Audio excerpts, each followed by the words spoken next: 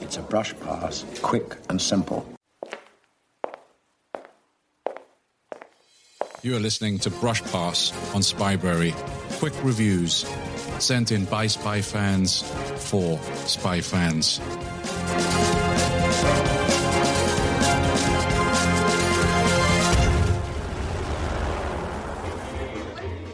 Hi Shane, we are doing a podcast episode for you, Brush Past, talking about going to the Spy Museum. So I'm here in the Gibson Bar in Berlin with David Morgan and Father Richard Green and myself, Matt Batten, doing a Brush Past episode of our time in Berlin and a couple of tourist places linked to spies and espionage. Now today we went to the German Spy Museum, which was the second time that David and I had been, and the first time that Father Richard had been.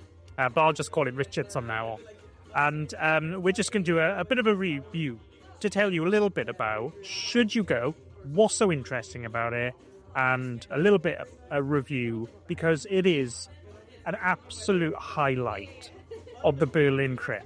The capital of spies. What was it like? I'm just going to go around and start with Richard. Richard, your thoughts. Never been before. What did you think of the Spy Museum? I thought it was really, really good. So interesting. And there was so much to see and do, and was so much information. And what I liked about it was the way Richard gave you a really sort of comprehensive overview of espionage throughout history. So from ancient times and through sort of to the 1800s, First World War, Second World War, Cold War, and then even up to the present day. It was right up to the present as well, with modern aspects of espionage and stuff. Fantastic. Yeah, I absolutely loved it. This is the second time that I've been, and I know it's the second time that David has been as well.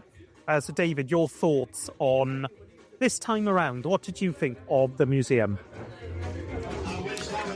I thought the first time, to some extent, they were finding their feet. This time, the exhibits are, I think, more widely of interest, and they are bang up to date. The environment itself is welcoming. On entrance, you have a brief history of spying through the ages, which was interesting. There could have been a bit more of that. But as you go through, obviously the emphasis is on the East-West conflict, with West Berlin being the major focus of the Cold War spying activity. But also, post-Cold War, it is engaging in information gathering, as in electronic information gathering, and also using artificial intelligence to process the data that they can just keep gathering. Yeah, I was really intrigued by how different I remember it being, because I think last time would have been, way before lockdown. And I think it was around the time that programs like Deutschland 89 was out. So I remember there was a lot about that era in there. This time around, I thought I really enjoyed it, but I think I enjoyed it far more this time than I did the last time. And for me, it was the fact that the layout was a lot clearer, and there was less emphasis on perhaps some of the entertainment spy stuff. So they had a James Bond exhibition, but it wasn't as extensive as previous, which was good fun, but not always what you want from a German spy museum. You're looking for, I think when I go, I'm looking for the Cold War era, I'm looking for World War II, and, you get that much more, I think, in this visit. David, what do you think? My favourite exhibits are, of course, the Enigma machine from World War II. I always like to see those in a spy and encryption museum. I think I'm always amazed at the ingenuity of the compact photographic cameras that the spies were able to use, the miniaturization they were able to use, and the ingenuity of the compact tape cassette recorders that they developed. It is such a shame that the DDR were not able to make the first portable cassette recorders and market them instead of using the technology to spy on each other. It's just the ingenuity, the detail. I just love it. I think when you walk in, what I noticed was the way you walk in, it's very quick to tell you a brief history of spying from the early period right through to the Middle Ages, Industrial Revolution, right up to World War One, which was really interesting because I think as soon as you walk in to the museum, you're hit with information, and it is fantastic. But the downstairs exhibition of early espionage from World War One right back to medieval and the Bible era, biblical times, was, I think, a little glossed over, so I would have liked a lot more. But that really is my history as someone who has studied theology and is still studying theology. I'm really fascinated about that era of spies in the Bible and spies who are of a religious background, and they do talk about that quite a bit. And there was a really good little bit about Dietrich Bonhoeffer as well, a well-known kind of espionage person and a priest who was involved in the assassination plot for Hitler, for example. So I was really fascinated and really pleased to see that in there, but I would have liked to have seen some of those themes explored a little bit more. Richard, your first time, what did you think was some of the most interesting bits? What did you learn that you thought was interesting? And what surprised you the most in your visit? I think what I learned the most, and what I found most interesting, in a way, following from what David said about where we're located here in Berlin, just being reminded of the fact that obviously here East and West were literally face to face, and this was really the meeting point, the Cold War. And there was a little exhibition or exhibit about the bridge of spies where they would exchange prisoners because they were toe to toe, East and West Germany there in Berlin. People had been taken prisoner in caught spying in the East, in the West. They would exchange prisoners, and sometimes they would pass each other as they were going across the bridge. The bridge must have been quite weird. So then you being captured, and then you were handed back, and you saw the other side. Literally, they were the other way. You could almost wave to them as they went past. The other thing I found really interesting, which has always interested me about espionage in general, is the human stories, really. And they detailed lots of people who had become double agents. It always fascinates me. What is it that turns somebody to then work for the other side? And reading their stories. And just thinking about the level of deception they would have had to have maintained to carry out, that life, really, as a double agent. I always find that really, really interesting. Yeah, there was so many things that I discovered that I thought was interesting. I think one of my favourite bit was the section on animals and how animals are trained to be spies. And I think we all know about, dolphins from the Soviet era with little, cameras or spying kit on them or what have you. Dogs as well. But what I was really surprised about was bees.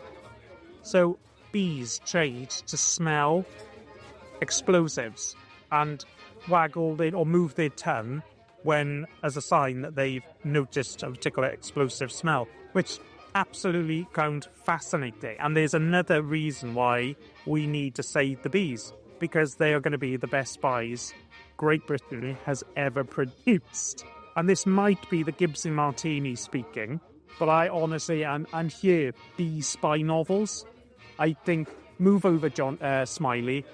I want bees. I want a whole novel about bees, these spies. I think that'll be really exciting. Now, the other thing I thought was really good about this exhibition, how bang up to date it was. So as they say, you start at the bottom, It's early medieval period, biblical period, First World War, walk upstairs, and you're immediately thrown into espionage in World War II, which is just really fascinating in itself. And you walk through and you get the Cold War era, and then the James Bond era. But then as you come back downstairs, I thought what was brilliant this time there was how bang up to date it was with espionage, and particularly talking about conspiracy theories and how they're used in espionage, and how fake news is a massive problem. How, you know, some of these spy agencies are doing counterintelligence to correct some of the stuff. The social media and the big data and surveillance of our data was a really good exhibition, and I really hope people stopped and paid attention to it. And because that's a part of espionage, we are all being surveilled. You know, surveillance is happening all the time, and we're giving up our data. And they were asking some really good questions about how aware are you of this data, and talking for things about, you know, Snowden and things like that I thought was brilliant. And then there was a nice TV and film exhibition talking about some of the things for Spybraries people absolutely love, like The Americans, massive fans on. Bond, there was even a little biography of John le Carré and a biography about George Smiley. And I just think if anything happened to the world and the only thing that survived was this spy museum, there are going to be some people who think this George Smiley was an actual real bit, and because it was just presented as who this person was and his timeline, which was fascinating. You mentioned the exhibits, and I thought they were really good hands-on.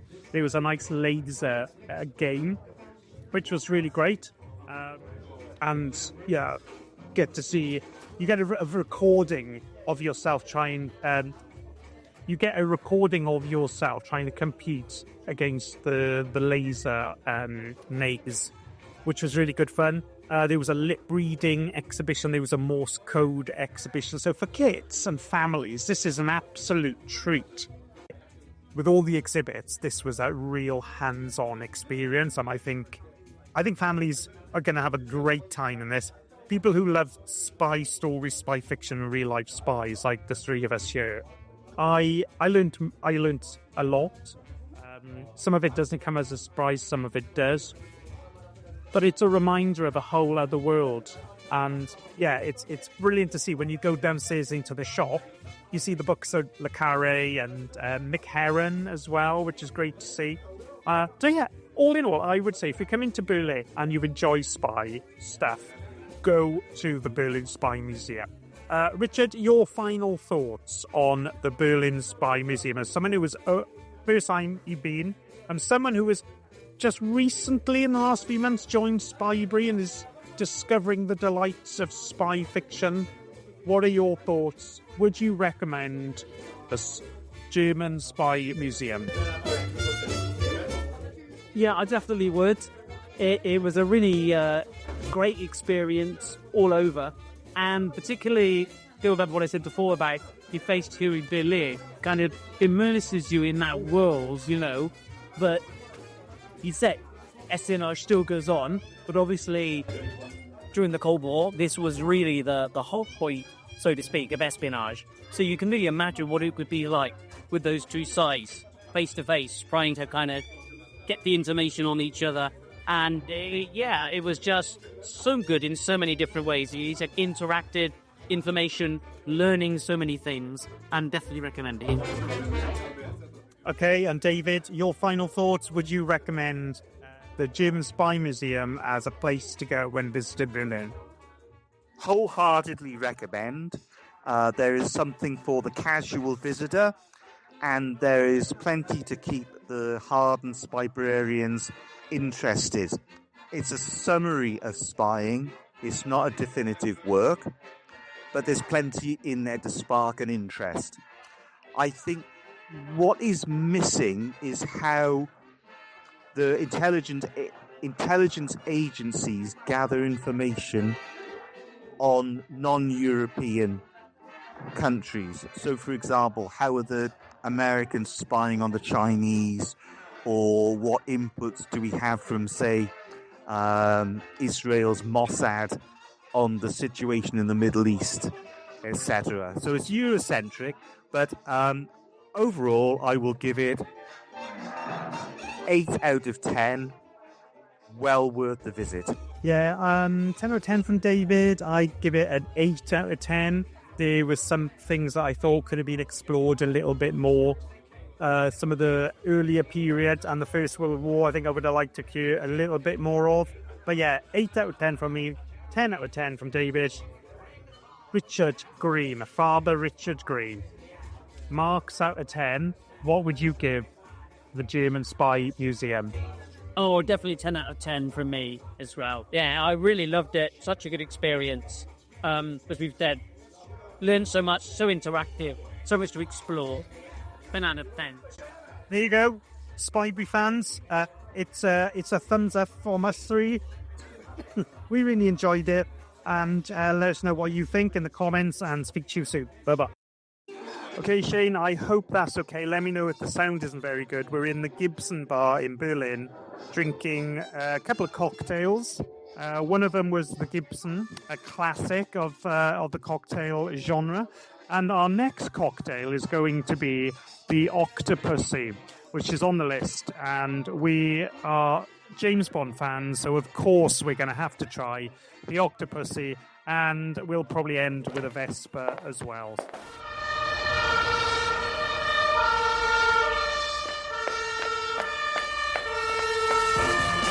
Can you pull off a brush pass? Send in your review to shane@spybrary.com.